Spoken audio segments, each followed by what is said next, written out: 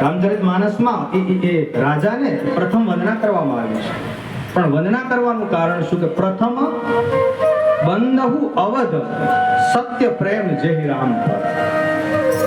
પણ રામ તો હતા, પણ જ્યારે કઈ પાસે ગયા ત્યારે કામ હતું. કારણ કે કઈ છે ને રૂપાળા બહુ,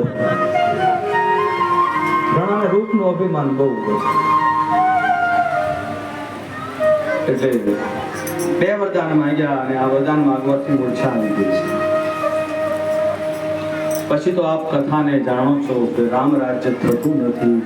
રામ લક્ષ્મણ અને સીતાજી વંતર પ્રયાણ કરે, ઘણી જગ્યાએ પહોંચે. ગંગાના કિનારે કેવટની કથા છે કે નાથ આજને કાહુન પાવ. કથા તો બહુ સરસ છે. ભગવન ધોવા દ્યો રઘુરાયજી.